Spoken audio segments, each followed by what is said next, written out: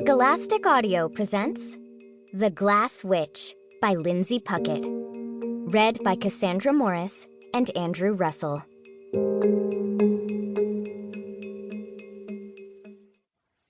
My mind goes white with pain. Weak. Unwanted. Unloved. The words hiss through my brain with a voice unlike anything I've ever heard. Somehow deep and thunderous, but high and cold. I grab my head to keep it from splitting. The vials slip through my fingers and glass tinkles below. I claw for the cherry pit of my heart, desperate for magic, the only protection spell I know seizing my mind. Away, thou beast! Not one step more! My ancestors come and they bring war! But the hunter looms closer. He cups the pendant, cradling it closer to his body. My chest lurches forward, drawn to its dark powers. Away, thou beast! Not one step more! The cherry pit stays closed, and my panic rises. I can't crack open the shell, can't feel the sunshine. I scratch, pry, tear, and stab, but nothing happens. I can end it all. Thy grief and suffering. No one would mourn you anyway. Not the mother who abandons you.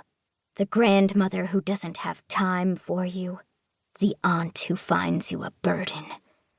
Let me ease your pain. I cry out as another throb jolts my body.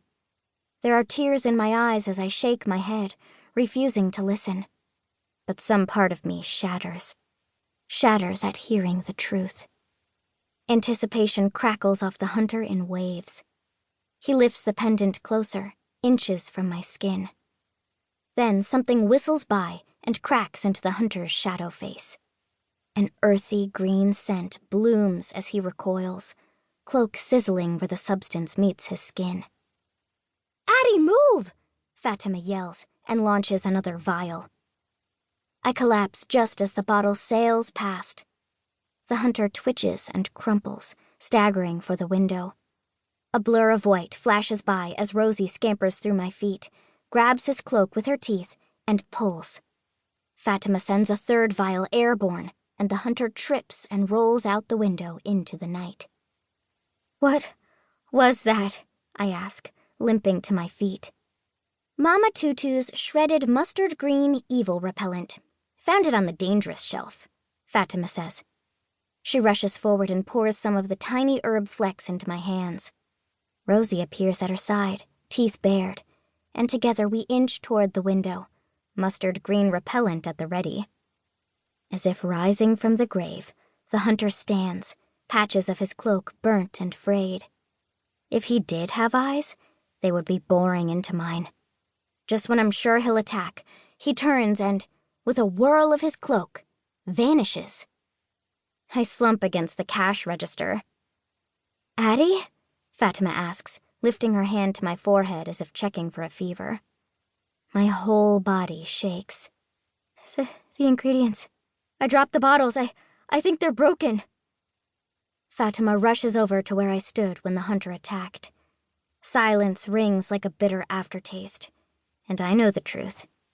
Fatima shuffles back, holding a cracked but overall intact bottle of twice-swallowed belladonna. The dragonfly drool and tear of a babe, however, lie shattered on the ground in a tiny puddle, half seeped through the floorboards. "Maybe there's more in the back," Fatima says, and whips through the curtains, but I know there isn't. We took all we could find. Weak. Unwanted. Unloved. A sob sticks in my throat as I wipe tears from my cheeks. I might have played at being a henchman, but this guy's a whole other caliber of villain. If he's Thanos, then I'm Swiper the Fox. A circling Rosie falls against my legs, trying to lick flecks of mustard greens on her back. I bend down and dust them off, feeling thoroughly miserable, when a tiny grain gets stuck under my nail. I pick it out and roll it between my fingers. And suddenly, a thought churns through my mind, silky as the richest butter.